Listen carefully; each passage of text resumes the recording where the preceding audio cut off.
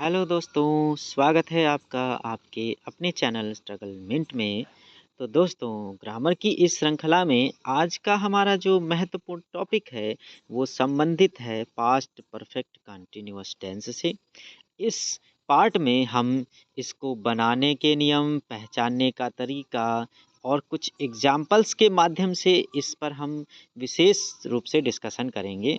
तो देखिए, ज़्यादा समय नहीं लेना है, तो हम शुरुआत करते हैं। देखिए क्या करा है इसमें कि बीते हुए समय में यदि कोई घटना के समय के साथ समाप्त हुई हो, यानी कोई घटना है जिसमें समय भी दिया हुआ है और बीते हुए समय की बात है, तो वहाँ पर आपको आसानी से समझ जाना है कि ये जो हमारा सेंटेंस है वो पास्ट परफेक्ट कंटीन्यूअस टेंस का पार्ट है। ठीक है, तो अब हम इनको पहचानना भी समझ लेते हैं कि इनको हमें पहचानना कैसे है। तो देखिए क्या कह रहा है कि जिन वाक्यों के अंत में, यानी आपको यहाँ पर भी गौर करना है कि जो सेंटेंस, जो वाक्य हमारा सामने लिखा हुआ है, उसमें लास्ट में क्या लिखा है, रहा था, रही थी, रहे थे, ऐसा कुछ लिखा हुआ मिल जाए तो आप समझ जाइए कि ये पास्ट कंटीन्यूअस है। लेकिन उसके साथ अगर आपको समय भी लिखा हुआ मिल जाए, लगा हुआ मिल जाए, तो आप समझ सकते हैं कि ये जो हमारा सेंटेंस है वो पास्ट परफेक्ट कंटीन्यूअस टेंस का पार्ट है। यहाँ पर मैंने आपको पहले बोला कि ये पास्ट कंटीन्यूअस है। देखिए यहाँ पर गौर करने वाली बात ये है कि जो पास्ट कंटीन्यूअस के जो सेंटेंसेज होते हैं उसमें सिर्फ रहा था, रही थी, रहे थे होता है। लेकिन इसमें क्या है कि इसमें समय इसके साथ जुड़ा होता है। अगर समय ना हो तो पास्ट कंटीन्यूअस, और अगर समय भी लग जाए तो ये हो जाता है हमारा sentence past perfect continuous tense का। ठीक है, यहाँ पर यही इतना फ़र्क है जो आपको गौर करना है। ठीक है, जैसे यहाँ पर एग्जाम्पल भी हमने एक ले लिया कि वह 1 घंटे से काम कर रहा था। यहाँ पर आपको पास्ट की बात यहाँ पे की जा रही है, ये बात भी गौर करनी है। तो क्या दिया हुआ है, यहाँ पर समय दिया हुआ है 1 घंटे से। तो 1 घंटे से जो समय दिया है, इसी के अनुसार जो है हमारा सेंटेंस वो जो है पास्ट परफेक्ट कंटीन्यूअस टेंस का हो गया है। ठीक है, तो अब हम इनको बनाने के नियमों को डिस्कस कर लेते हैं। तो बनाने के नियम जो कह रहा है, उसमें पहला नियम ये कह रहा है कि जो इस प्रकार के जो टेंस होते हैं उसमें सहायक क्रिया यानी हेल्पिंग वर्ब के रूप में हमेशा हमको सिर्फ हैड बीन का प्रयोग करना है। ठीक है, याद रखिएगा, इसमें सिर्फ हैड बीन का प्रयोग जो है हेल्पिंग वर्ब के रूप में किया जाता है। और इसके साथ क्या करते हैं, हम मेन वर्ब जो हमारी होगी उसके साथ आईएनजी का प्रयोग करेंगे। जो मेन वर्ब होगी उसकी फर्स्ट फॉर्म लगानी है और उसके साथ में हमें आईएनजी का प्रयोग करना है। यही सिंपल सा रूल है। ठीक है, इसके बाद में दूसरा नियम देखिए क्या कह रहा है, अगर हमारे पास टाइमिंग है, इसमें टाइमिंग तो होगी ही। तो टाइमिंग है तो वो 2 प्रकार की होती है, एक निश्चित, एक अनिश्चित। तो अगर निश्चित है तो उसके लिए सिंस का प्रयोग, और अगर टाइमिंग यानी समय अनिश्चित है, पता नहीं है कि उसका समय कब से प्रारंभ हुआ है, तो उसके लिए आपको फॉर का प्रयोग करना है। ठीक है, तो अब यहाँ पर हमारे पास एक प्रॉब्लम ये आती है कि हमें ये चीज़ समझने में दिक्कत होती है कि हमें सिंस कहाँ लगाएं और हम फॉर का प्रयोग कहाँ करें। तो देखिए यहाँ पर एक पॉइंट जो बहुत ही गौर करने वाला है कि जब सिंस का आपको प्रयोग करना हो, याद रखिएगा, जब सिंस का प्रयोग हमें करना है तो वहाँ पर गौर करना है कि क्या होगा कि कोई निश्चित बिंदु होगा, समय जो होगा, समय का कोई शुरुआत या प्रारंभ होने का एक निश्चित बिंदु होगा। ठीक है, तो इसी से आप समझ जाइएगा कि यहाँ पर हमें सिंस का प्रयोग करना है। और अगर कोई टाइम पीरियड दिया हो, यानी इतने समय से इतने समय के बीच में कोई काम हुआ है, समय अंतराल दिया हो, तो वहाँ पर आपको फॉर का प्रयोग करना है। देखिए यहाँ पर हम कुछ एग्जांपल्स देखिए, सिंस के लिए क्या करें, सुबह से, यानी समय निश्चित है कि कितने समय से कार्य प्रारंभ हुआ। ऐसे ही 1990 से या सोमवार से, तो यहाँ पर सिंस का प्रयोग करना है। और फॉर के लिए देखिए क्या कह रहा है कि 2 घंटे से, 3 साल से, कई दिनों से, ये टाइम पीरियड है। तो टाइम पीरियड के लिए हमेशा फॉर का प्रयोग करेंगे। और यहाँ पर अगर जब कभी समय निश्चित हो कि किस पॉइंट से शुरू हुआ है, तो आपको सिंस का प्रयोग करना है। ठीक है, तो अब कोई कन्फ्यूजन नहीं होना चाहिए मेरे हिसाब से। तो अब हम इसके कुछ रूल्स और कुछ एग्जाम्पल्स को भी डिस्कस कर लेते हैं। तो देखिए सबसे पहले हम अफर्मेटिव सेंटेंस की बात करेंगे। तो इसमें सबसे पहले सब्जेक्ट, और जैसा कि हमने पीछे डिस्कस किया कि यहाँ पे सिर्फ एक ही हेल्पिंग वर्ब है जो कि हैड बीन है, तो उसका प्रयोग कर लेंगे। और वर्ब की फर्स्ट फॉर्म के साथ आईएनजी का प्रयोग करना है, फिर ऑब्जेक्ट। और इसमें निश्चित और अनिश्चित समय के अनुसार सिंस का प्रयोग, सिंस या फार का प्रयोग करना है। और फिर उसके बाद जो समय दिया होगा वो हमें समय लगा देना है। तो इस प्रकार से हमारा ये जो स्ट्रक्चर यानी रूल हो गया उसको हमने समझ लिया। अब हम इसके कुछ सेंटेंसेस यानी उदाहरण दिए हैं उनको भी समझ लेते हैं। तो पहला देखिए सेंटेंस क्या दिया है कि वह सुबह से पढ़ रहा था। जैसा कि हमने पहले ही डिस्कस किया कि इसमें समय होगा और रहा था, रही थी, रहे थे, ऐसा कुछ लिखा होगा। तो देखिए यहाँ पे क्या कह रहा है कि वह सुबह से पढ़ रहा था, यानी सुबह से जो है यहाँ पर समय दिया हुआ है। तो कैसे बनाएंगे इसको? जैसा कि हमारा स्ट्रक्चर कह रहा है उसी के अकॉर्डिंग सेट कर देना है। तो सबसे पहले सब्जेक्ट दिया है तो हमें यहाँ पे सब्जेक्ट की इंग्लिश लगा दी, ठीक है। इसके बाद में हैड बीन का प्रयोग करना है तो हैड बीन का प्रयोग कर दिया। फिर मेन वर्ब की फर्स्ट फॉर्म के साथ आईएनजी लगानी है तो हमने मेन वर्ब की फर्स्ट फॉर्म के साथ में आईएनजी लगा दिया।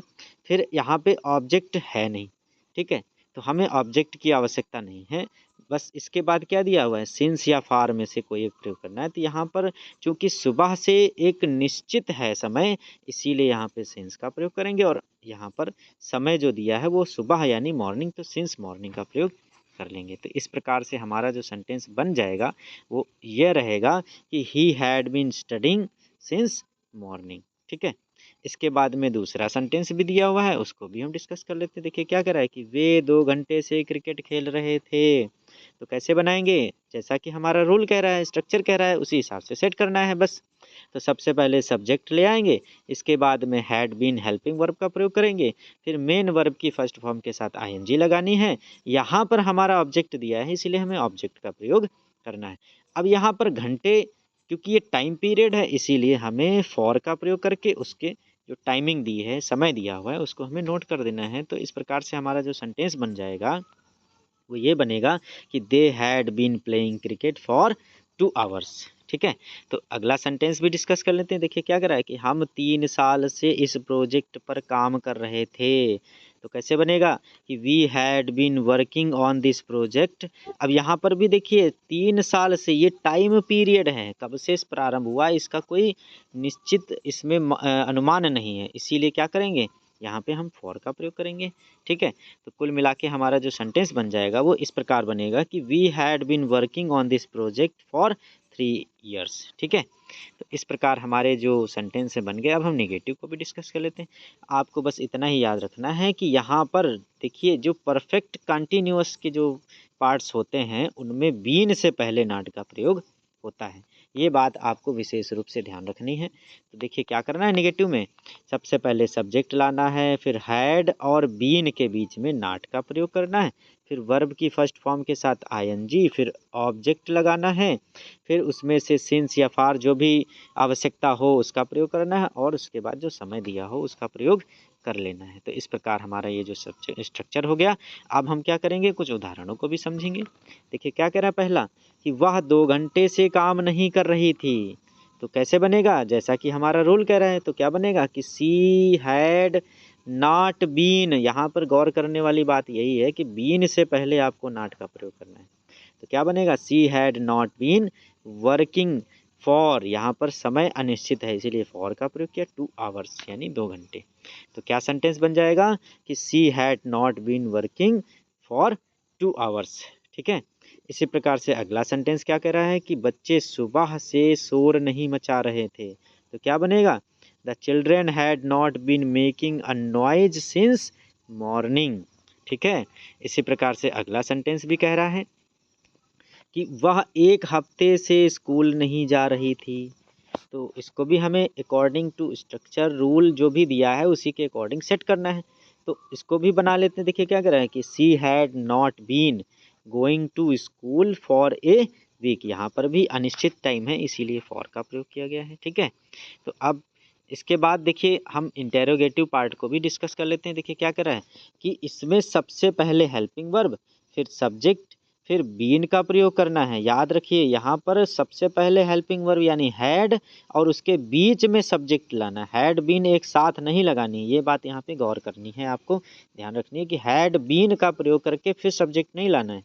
सबसे पहले हैड, फिर बीन, फिर बाद में सब्जेक्ट का प्रयोग आपको बीच में करना है, ठीक है। ये बात आप याद रखिएगा, हैड और बीन के बीच में सब्जेक्ट का प्रयोग करना है, ठीक है। वर्ब की फर्स्ट फॉर्म के साथ आईएनजी लगानी है, ऑब्जेक्ट लगाना है, फिर समय जैसा निश्चित या अनिश्चित हो उसके अकॉर्डिंग आपको सिंस या फॉर का प्रयोग करना है और उसके बाद जो टाइमिंग दी है उसका प्रयोग। और लास्ट में क्या करना है आपको, इस चूँकि ये इंटेरोगेटिव सेंटेंस है तो आपको क्वेश्चन मार्क ज़रूर लगाना है, ध्यान रखिएगा। ठीक है? तो अब हम बात कर लेते हैं कुछ उदाहरणों की। देखिए पहला दी इसमें एग्ज़ाम्पल दिया हुआ है कि क्या तुम सुबह से मेरा इंतज़ार कर रहे थे? यहाँ पर टाइमिंग भी है प्लस इंटेरोगेटिव सेंटेंस हो गया, इसीलिए क्या से शुरू किया गया। ठीक है? तो कैसे बनाएँगे? जो कि इसमें रूल में हमारे कह रहा था, तो उसी के अकॉर्डिंग सेट कर देना है। सबसे पहले हैड, जो कि हमने लगा दिया इसमें, इसके बाद सब्जेक्ट कह रहा है, सब्जेक्ट यानी तुम की इंग्लिश लगानी है। तो यहाँ पर जो हमारा सब्जेक्ट है वो है तुम, उसकी इंग्लिश लगानी है यू। इसके बाद लास्ट में बीन का प्रयोग करना है तो यहाँ पे बीन लगा दिया। इसके बाद वर्ब की फर्स्ट फॉर्म के साथ आईएनजी लगानी है तो वो हमने यूज़ कर ली। इसके बाद में यहाँ पर फॉर मी ये ऑब्जेक्ट हो जाएगा और चूंकि सुबह से जो कि निश्चित समय है इसीलिए सिंस मॉर्निंग का प्रयोग करना है। ठीक है, अगला सेंटेंस भी देख ही लेते हैं। इसमें देखिए क्या करा है कि क्या वह कई सालों से यहाँ रह रहा था। तो इसको हम बनाएंगे तो कैसे बनाएंगे कि had he been living here for many years. तो इस प्रकार से हमारे कुछ एग्जाम्पल्स और सेंटेंसेस थे जिनको हमने डिस्कस किया। तो अगर आपको वीडियो अच्छी लगी हो तो अपने साथियों अपने दोस्तों के साथ में शेयर अवश्य करें। और हमारा ये जो चैनल है इसको अगर आपने अभी तक सब्सक्राइब नहीं किया है तो इसे सब्सक्राइब कर लें और बेल आइकन ज़रूर प्रेस करें ताकि आपको हर एक वीडियो की नोटिफिकेशन टाइम पर मिलती रहे।